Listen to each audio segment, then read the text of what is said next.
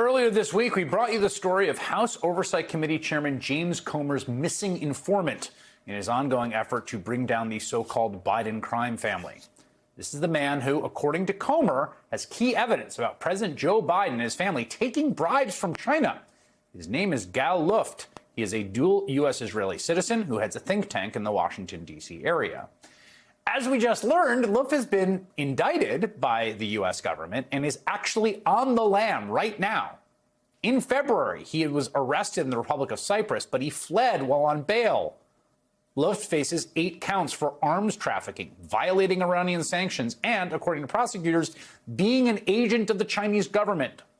Now, Democratic members of Congress are calling for an investigation into whether James Comer's Oversight Committee has been manipulated by a foreign power. One of those Democratic members is Congressman Dan Goldman of New York, and he joins me now. Congressman, I guess what do you make of all this? It's like a bad spy novel where you have an actual spy who's on the run, facing federal charges of very serious nature, including being a spy for China, who then decides, oh, wait, maybe I can defend myself against these charges by laundering information through an official committee of Congress. And then, of course, you have the desperate Republicans on the House Oversight Committee who will do anything to get any information that might be able to damage President Biden, and they welcome this unverified, uncorroborated information from a fugitive charged criminal. It's truly remarkable that this is the star witness that the House Republicans are trying to rely on in their effort to attack and undermine President Biden. And one other thing, Chris, which you didn't mention, he is charged with making false statements to the FBI.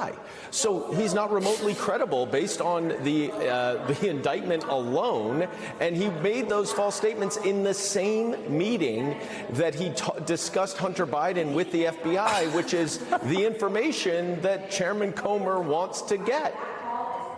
I didn't realize that. Yeah.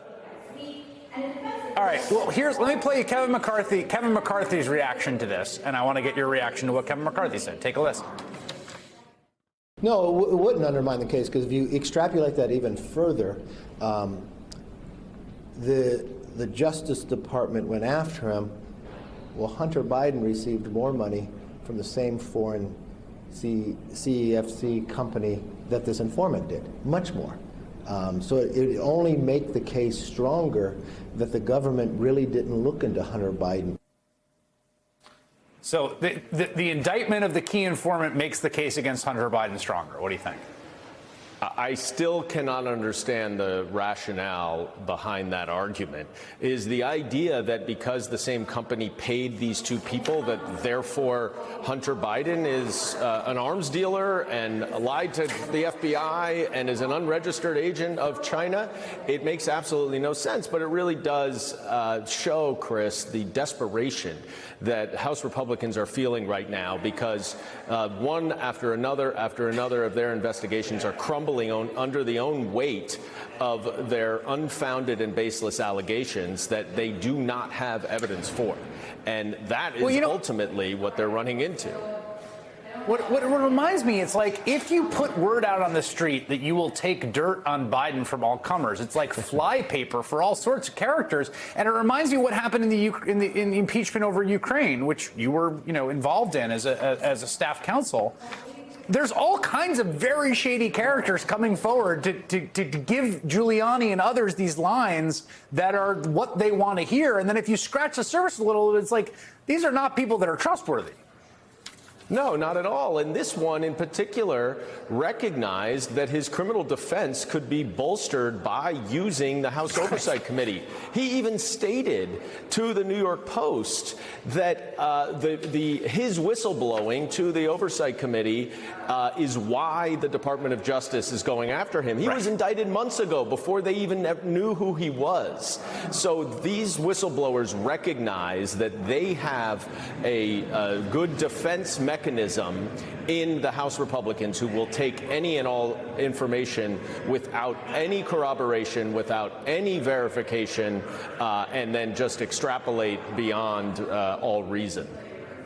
One of the things that you're calling for, this is the letter that you endorsed, is there's this select committee on the CCP now, the Chinese Communist Party, which I have mixed feelings about, just as a side note. But their letter to that committee, letter from Jared Moskowitz, enabling a Chinese-backed Iranian arms supplier and making him a centerpiece of the oversight investigations calls into question whether the CCP has tainted the oversight committee in its work. You want that committee to look into the oversight committee's use of this guy?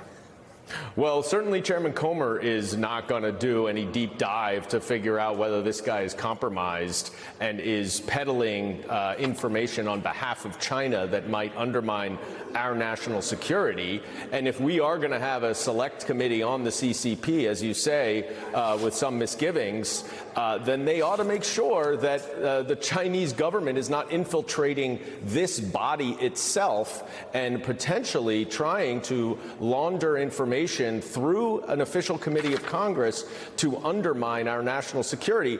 We don't even know the extent of this involvement, China's involvement with this individual. We just know that he's been charged as an unregistered agent advancing the interests of the Chinese government.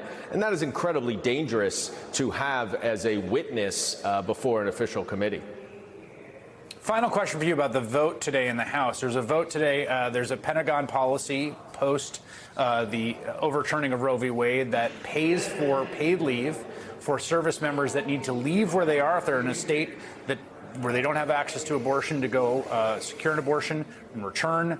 That policy has been the reason that Tommy Tuberville is holding up all high-level nominations to the Pentagon. And today, the House voted to overturn that Pentagon policy. What do you think? Are you surprised they keep at this, given the political blowback they have already faced, and given this is essentially a symbolic vote? It's not going to go anywhere in the Senate. Yeah, it's truly remarkable that they continue their attack on the individual freedoms of Americans, both with this amendment effectively banning any abortion for military service members who have to seek an abortion from a different state, as well as undermining and attacking the LGBTQ community by banning any support for gender-affirming care to allow people to live a life that they want to live. This is the Republican Party attacking our individual freedoms across the board. But I am a little surprised, and I'll tell you, I come from New York, where there are, as you know, because you live there, a number of very close Purple District House seats. New York is robustly in support of reproductive rights and the right to abortion, and all of the Republican members voted to restrict abortion access for members in the military. And you can bet that we will be bringing that up from now until November 2024.